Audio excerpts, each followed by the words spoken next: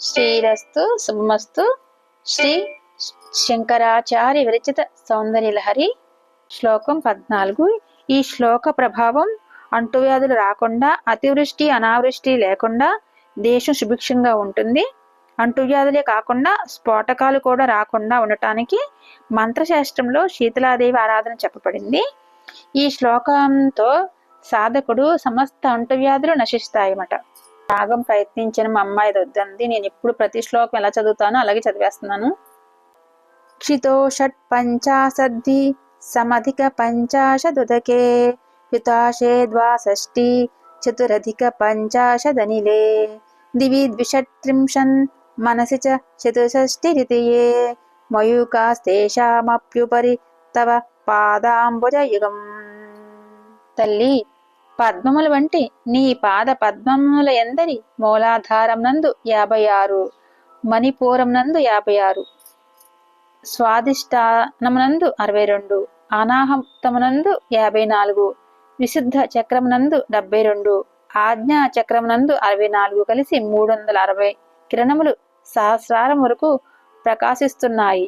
ఈ 360 కాంతి పుంజాలు అధిగమించినచో సహస్రారంలో నీ పాదయుగల దర్శనం అవుతుంది. చక్రాలు ఎక్కడెక్కడ ఉంటాయో అన్ని చెప్పారు. అయితే మిగతా శాస్త్రాల్లో మణిపూరకం అంటే అగ్నితత్వం అని, జలతత్వము స్వాదిష్టానం ఉంటది. ఇక్కడ ఎందుకో మరి ఇట్లా ఉంది. ఇక్కడ ఎలా ఉందో అలాగే చదువుతున్నాను. ఇటు పట్టికి ఇచ్చాడు, పట్టికి కూడా పెడతాను ఫోటో తీసి. ఓ తల్లి, పృథ్వీతత్వముతో కూడిన మూలాధార చక్రమందు 56, జల తత్వాత్మకమైన మణిపూర చక్రమందు 52, అగ్ని తత్వాత్మకమైన స్వాదిష్టాన చక్రమందు 62, వాయు తత్వాత్మకమైన అనాహత చక్రమందు 54, ఆకాశ తత్వాత్మకమైన విశుద్ధ చక్రమందు 72, మనస్తత్వాత్మకమైన ఆజ్ఞా చక్రమందు 64 వెరసి 360 కిరణాలు ఈ మొత్తం చంద్రమండలంలోని సహస్రార చక్రంలో ఉన్న నీ పాదాల నుంచే ప్రసరిస్తున్నాయి. శాస్త్రంలో బొడ్డు దగ్గర అగ్నితత్వం అని చెప్తారు, మీరు ఇక్కడ జలతత్వం అని చెప్పారు.